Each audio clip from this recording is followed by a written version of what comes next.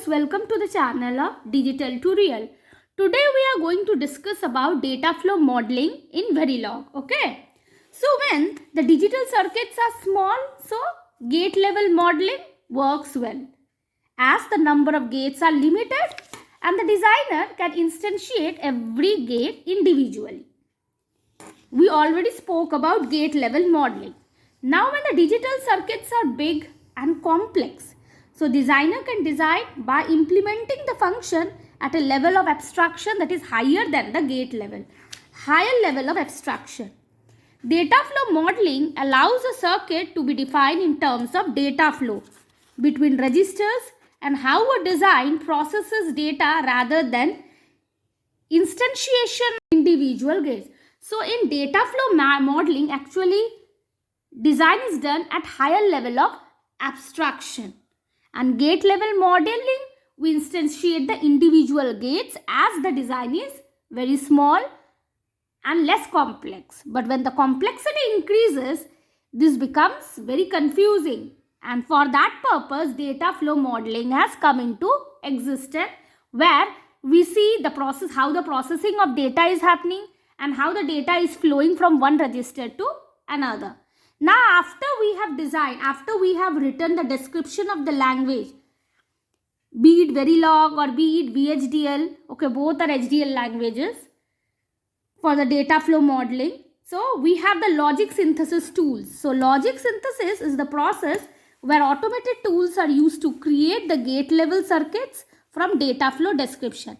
Now we have logic synthesis tools where the data flow description comes at the input of that tool, and what is the output of that tool is the gate level circuits where delays taken into consideration.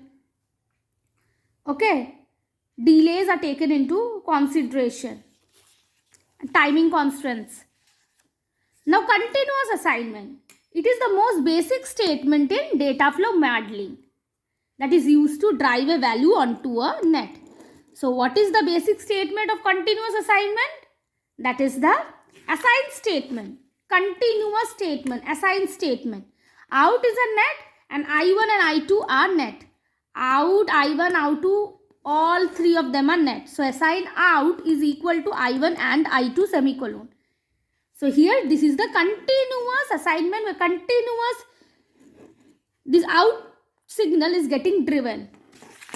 Now continuous assign for vector nets. Now these are all scalar in nature. I1 single bit, I2 single bit, out single bit. Now we will see the continuous assignment for vector nets. Here ADDR, address, input, output 15 down to 0. It is a vector format.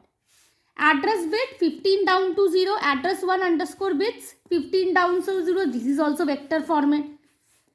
Then XOR operator, and then address 2 underscore bits 15 down to 0, XOR format.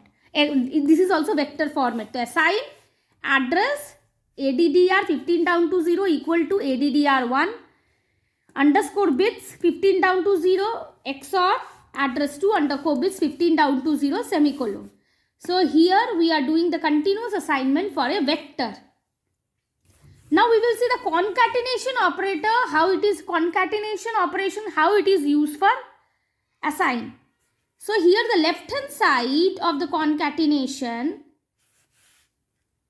So concatenation, left hand side is a concatenation of a scalar net and a vector net. You see assign. C underscore out, it is scalar in nature. And that is a sum, carry of a addition of two 4-bit numbers. Okay. A is a 4-bit number, A3 down to 0 plus B3 down to 0, both are vector net. Plus I am adding the carry input carry single bit. After the addition, whatever value I am getting, that I am assigning to the concatenation of C out, comma, sum 3 down to 0.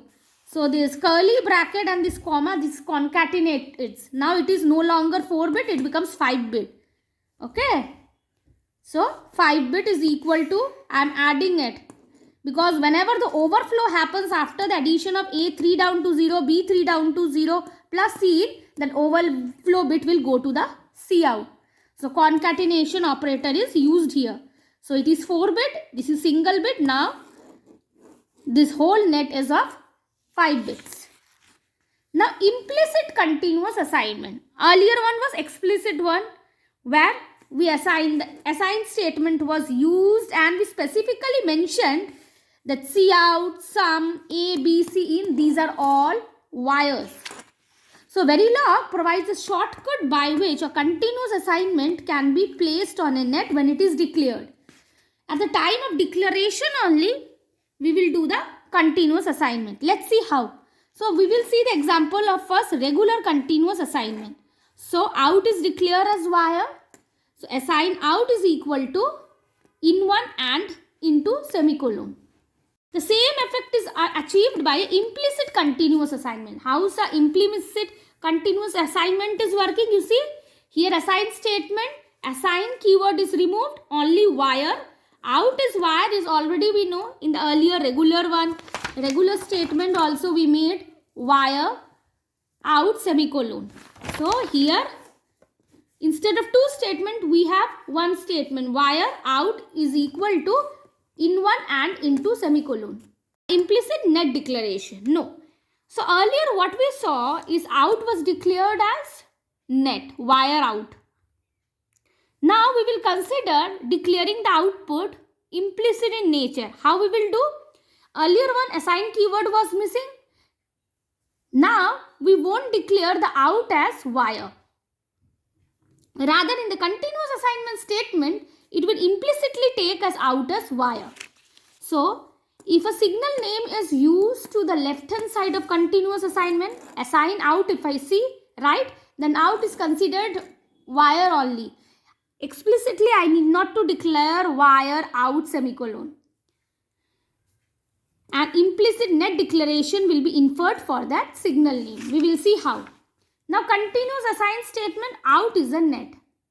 Wire I1 comma I2 semicolon. Assign out is equal to I1 and I2 semicolon. So out is not declared as wire.